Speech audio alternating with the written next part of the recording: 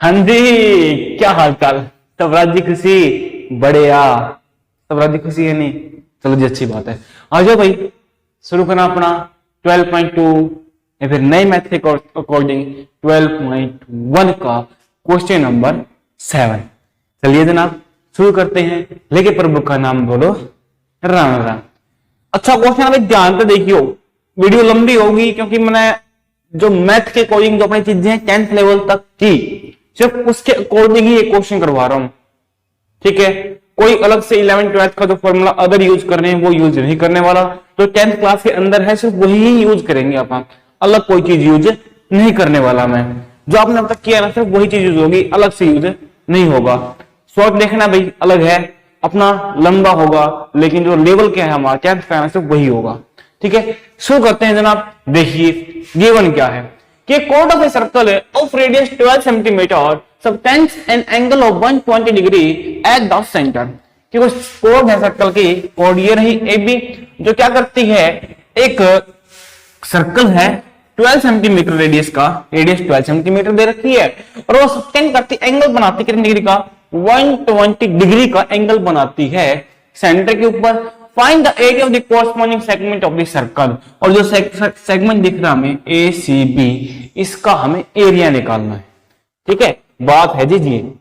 Okay जनाब, अब देखो आपको सर जी में रेडियस भी गिवन है, एंगल भी गिवन है, एंगल रहा ये, तो जी दिक्कत क्या है, डायरेक्ट फॉर्मूला के अंदर वैल्यू रखो तो हो जाएगा। लेकिन जनाब दिक्कत क्या होती है, अगर 10th लेवल की बात की जाए तो आप लोगों के पास गिने चुन के सिर्फ 0, 30, 45, 60 और 90 डिग्री तक की, ये सिर्फ 5 वैल्यूज की जो कि चैप्टर नंबर 8 के अंदर जो टेबल है, ये फिर देखा जाए 5 वैल्यूज का ही खेल आप लोगों को दिया गया है सारा का सारा। ठीक है, आगे जाके जो 120 जो बड़ी वैल्यू है उनसे आता है जिसमें 11 12 के अंदर क्वाड्रेट चेंज होती है। फर्स्ट क्वाड्रेट में चेंज हो गया, सेकंड में क्या चेंज होता है, थर्ड में क्या चेंज होता है, उसमें आता है। लेकिन इसके अंदर क्या हमें वैल्यू क्या बड़ी दी है, इसको पहले चेंज करना पड़ेगा। ठीक है ना, तो इसके लिए ही अब सारे तामझाम क्वेश्चन के अंदर होंगे। ठीक है, देखो जनाब हमें करना क्या है, अब हमें सेगमेंट का एरिया निकालना, सिंपल सी बात है। पहले चीज हम क्या निकालते हैं, हम निकालते हैं सेक्टर का एरिया ओ ए सी बी, इस सेक्टर का एरिया निकालेंगे। बढ़िया जनाब, तो देखिए पहले निकालते हैं। सॉल्यूशन के अंदर क्या है, हम डायरेक्ट निकाल देते हैं एरिया ऑफ सेक्टर कौन सा, ओ ए सी बी, ओ ए सी बी कैसे निकलेगा, थीटा बाय 360 है, मल्टीप्लाई में क्या है पाई आर स्क्वायर, यही फॉर्मूला होता है।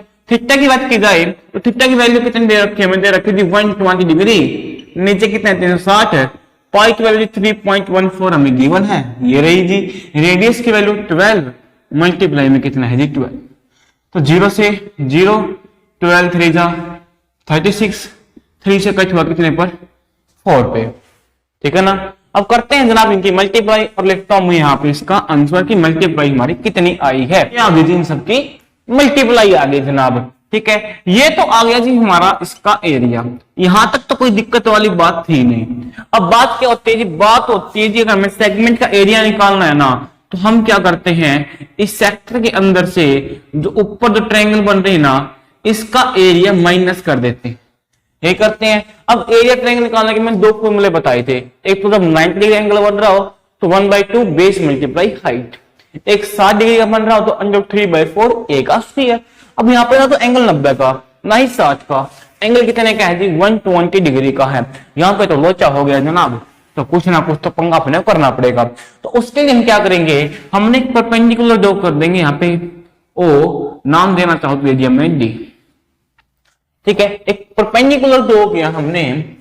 ठीक है, क्या किया, ड्रॉ और डी परपेंडिकुलर ड्रॉ कर दिया जी इसके ऊपर, ए बी के ऊपर। ठीक है जनाब, कोई दिक्कत परेशानी नहीं है, अति उत्तम। तो जनाब अब यहाँ पे 2 ट्रायंगल बन गई, अगर परपेंडिकुलर है तो ये भी 90 का है जी, ये भी 90 का है। ठीक है, अब 2 ट्रायंगल बन गई, ओ ए डी और ओ बी डी, इन दोनों क्या करेंगे आप अब सिमिलर या फिर कहीं कॉन्वेंट प्रूव करेंगे, कॉन्वेंट प्रूव करते हैं इन दोनों को।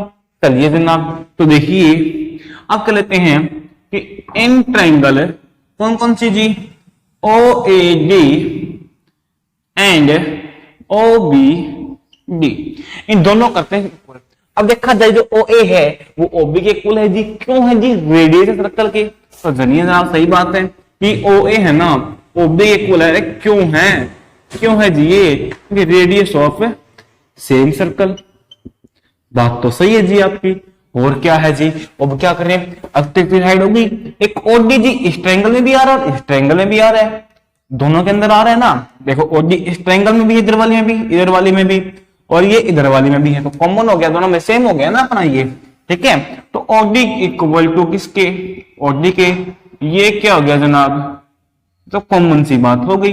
अब देखा जाए तो ये एंगल ये भी 90 का और ये भी 90 का है, तो angle O D A, angle O D A equal कितने को हो गया जी, ओ डी बी के इक्वल हो गया। दोनों एंगल क्या है, इक्वल है। अरे क्यों है, कितनी डिग्री के हैं, 90 डिग्री के है। अब देखा जाए तो ये एंगल कितने का है, एक तो हमने चीज ली है ये राइट एंगल है, एक ये है, ये क्या है, राइट एंगल के सामने हाइपोटेनियस है, ये साइड है, इसलिए आर एच एस इसके द्वारा बाय आर एच एस जो ट्रायंगल है कौन कौन सी, ओ ए डी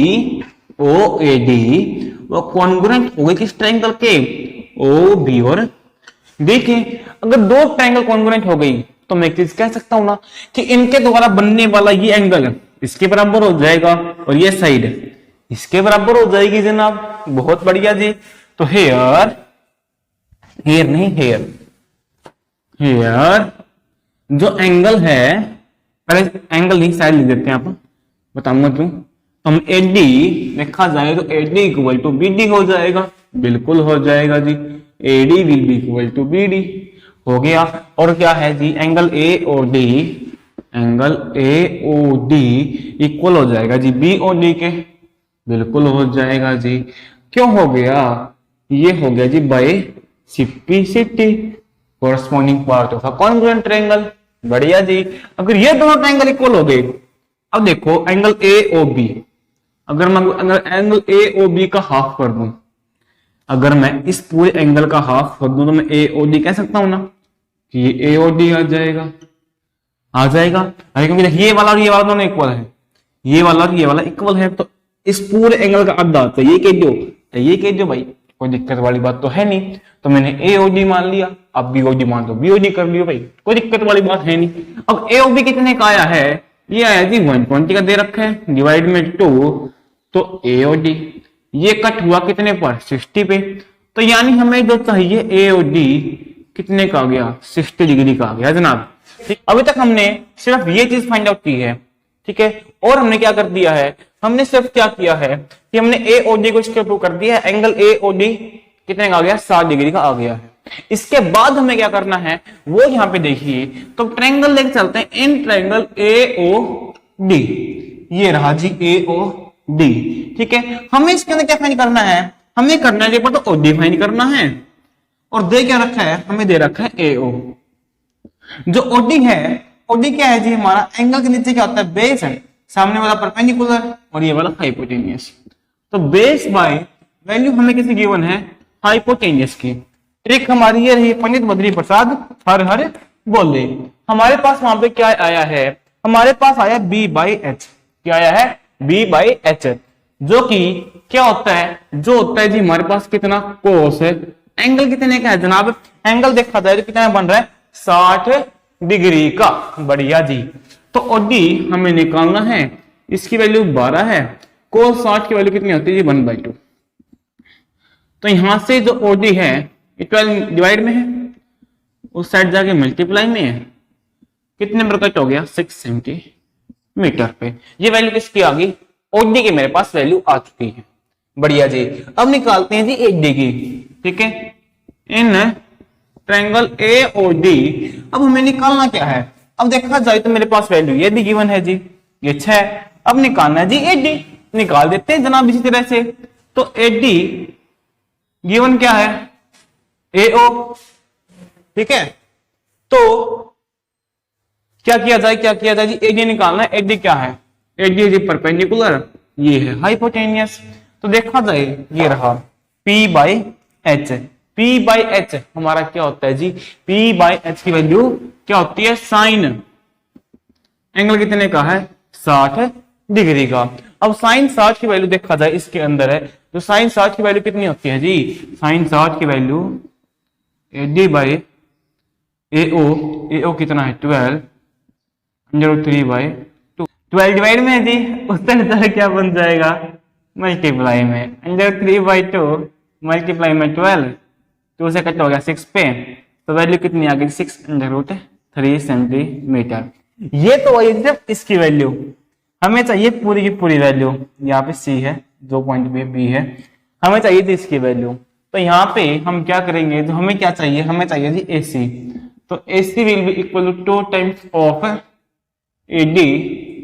तो AC कैसे आएगा, 2 मल्टीप्लाई में AD की वैल्यू कितनी है 6√3, तो 6 2 12 √3 सेंटीमीटर, ये आ गई जी। अब तो क्वेश्चन हो ही गया, किस तरह से जी, अब निकालते हैं जी एरिया ऑफ ट्रायंगल AOB, क्या बनेगा 1/2 बेस मल्टीप्लाई हाइट। तो देखा जाए 1/2 बेस बेस बेस बेस कितना है जी, बेस ये रहा 12√3, और हाइट हाइट कितनी आई है जी, ये आई जी 6, ठीक है, रख देते हैं जी वैल्यू, तो 2 से कट हुआ 6 पे, अब तो 6 6 36 है, मल्टीप्लाई 1.73, ठीक है, करते हैं दोनों की मल्टीप्लाई, अभी करते हैं जनाब इसकी मल्टीप्लाई, हमारे पास है 62.28 सेंटीमीटर स्क्वायर। तो हमें क्या निकालना है, एरिया ऑफ माइनर सेगमेंट, किस तरह से निकलेगा, जो है एरिया ऑफ सेक्टर OACB में से एरिया ऑफ ट्रायंगल OAB को करना है माइनस, एरिया सेक्टर फॉर्मूला क्या है जी हमारा, हमने एरिया निकाला था, ये रहा, तो 150.72 माइनस कर देंगे जी ये 62.28, जो कि हमारे पास कितना आएगा 88.44 सेंटीमीटर स्क्वायर, ठीक है। ओके जनाब, हो गया, पहले एरिया ऑफ सेक्टर निकाला, निकालने के बाद एक परपेंडिकुलर ड्रॉ किया हमने यहाँ पे, इस ट्रायंगल को इस ट्रायंगल सिमिलर कर दिया, जिससे हमारा ये एंगल कितने का आ गया 60 डिग्री का आ गया।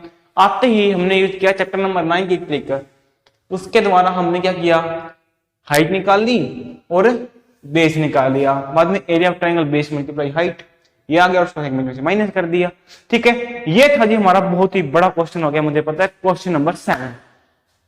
उम्मीद करता हूं भाई सबको समझ में आ गया होगा, ठीक है। तो कुछ भी किसी भी तरह का डाउट अगर इस क्वेश्चन के अंदर लग रहा है ना, ठीक है, तो कमेंट कर लीजिए, अगर दोबारा कहोगे तो मैं दोबारा करवा दूंगा आप लोगों को अच्छे तरीके से, ठीक है, वैसे व्यवस्थित तरीके से करवाया है, उम्मीद करता हूँ समझ में आ गया होगा। कोई भी कैसा भी डाउट है नीचे कमेंट कर दीजिए, इंस्टाग्राम पर पूछे तो इंस्टाग्राम पर पूछ लीजिएगा। मिलेंगे क्वेश्चन नंबर 8 के अंदर, तब तक के लिए टाटा बाय बाय, राम राम।